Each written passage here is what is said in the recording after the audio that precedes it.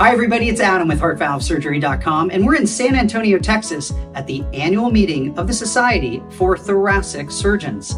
I am thrilled to be joined by Dr. Brent, who is the Chief of Cardiac Surgery at Methodist Healthcare in San Antonio, Texas. Dr. New, it is great to see you, and thanks for being with me today. Thank you. It's a pleasure to be here. I really appreciate it. We're getting lots of great questions from patients coming in during the conference. This one came in from Michael, and he asks, what advances do you foresee in the TAVR procedure in the next 15 years?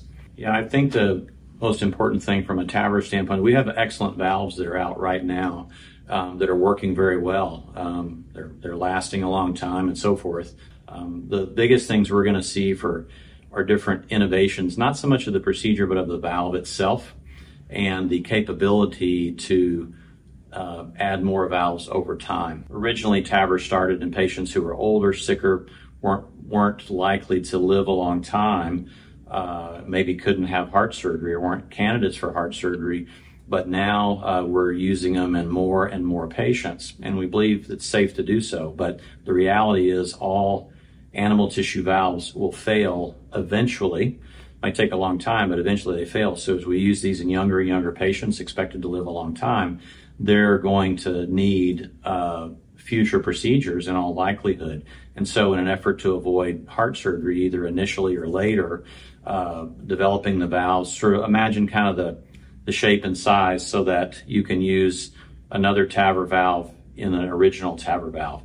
But they can't be exactly the same because there's some problems with that, of potentially blocking blood flow to the heart and that sort of thing. So mostly it's going to be continued refinements of that. I think the procedure is going to look very similar to it is now. You know, we keep patients overnight in the hospital for the most part. We're starting to send some patients home the same day. I think that trend will continue. But really, I think it's going to be more about some of the nuances of the valve, the shape of them, being able to access the coronary arteries. Those are the arteries that provide blood flow to the heart.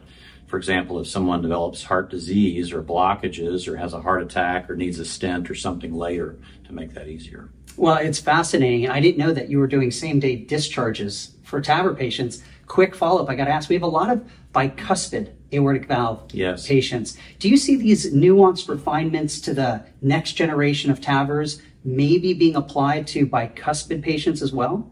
Well, we're doing more and more TAVR in bicuspid patients. And so particularly one of the self-expanding devices, valves that we have for TAVR has been shown to be very safe and effective in bicuspid patients, at least in the early years.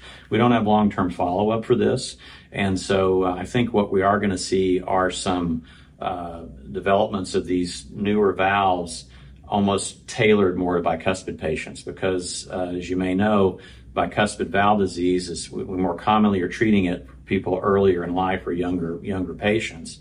And so I think that's something that we're going to see. Great. Well, Dr. New, thanks for the update and the future vision for TAVR. Sure. And on behalf of all the patients at HeartValveSurgery.com and patients all over the world watching this, thanks to you and your team at Methodist Health in San Antonio, Texas. Thanks for being with me today. Thanks a lot. I appreciate it.